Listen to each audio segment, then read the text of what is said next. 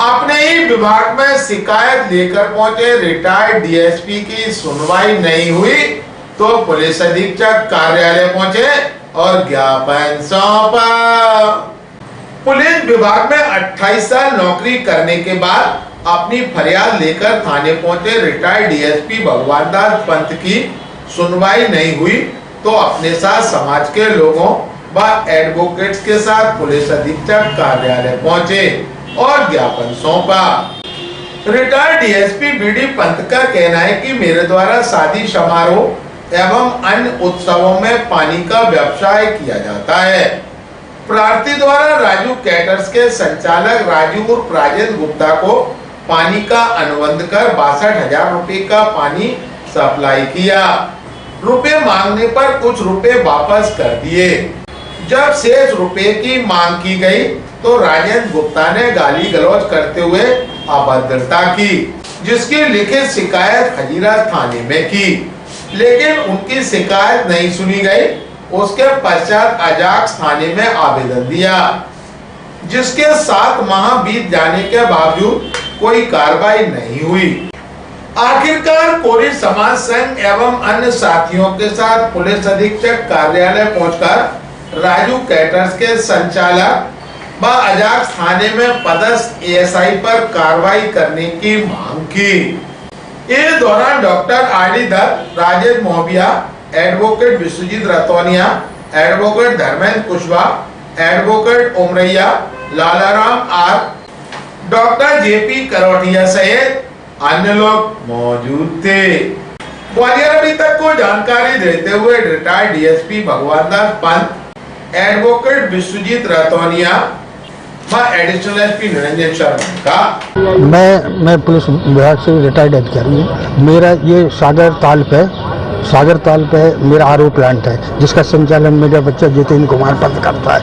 उसने राजू कैटर्स को शादी समारोह में कैंपर लगाने के लिए ऐसा मौखिक अनुबंध किया था, जिसके आधार पर उसने वर्ष 2019 में कैंपर लगाए शादी में बना, और उसका हिसाब किताब है करीब 62,119 रुपया। उसने बीच में कुछ पैसा दिया है, लेकिन देने के बाद में फिर इसके बाद में कोई पैसा नहीं दिया।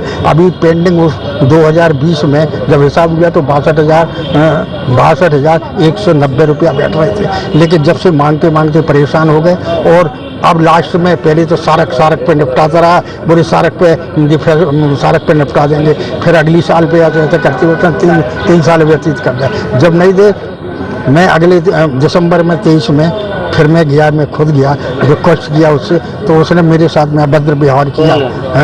उसमें राजू कैटर्स, राजेंद्र गुप्ता।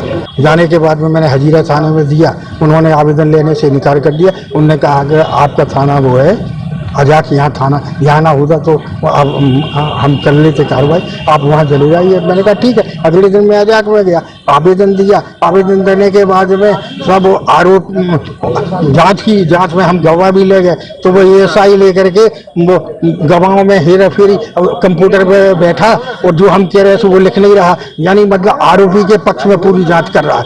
तो विश्वास हो गया था कि यार जो कुछ होने में, और वास्तव में कोई कार्रवाई नहीं। फिर मैंने लेकर के फिर दोबारा आवेदन किया, यहाँ एसपी साहब को जन सुनवाई में दिया। जन सुनवाई में देने के बाद उस पर भी कोई कार्रवाई नहीं हुई अभी तक। कोरी समाज संघ में आवेदन दिया और कोरी समाज संघ ने हमको सहयोग दिया है, और उन्हीं के मार्गदर्शन में मैं आज ज्ञापन लेकर के समाज के लोग बाग श्रीमान एसपी साहब से मिलने आए।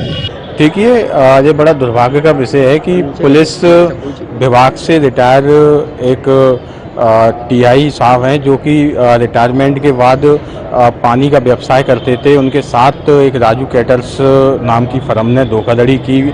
उसके बाद जब वो अपना पैसा लेने वापस गए वहाँ पर, तो 4 साल तक वो टहलाते रहे, और पिछले वर्ष 23 दिसंबर को उनके साथ जो है अभद्रता की, उनके साथ मारपीट की, उन्हें भगा दिया और पैसे देने से मना कर दिया। जिसके बाद उन्होंने तुरंत बाद ग्वालियर थाने में आवेदन दिया, जो कि उनका आवेदन स्वीकार नहीं किया गया। फिर उन्होंने अजाक थाने में आवेदन दिया।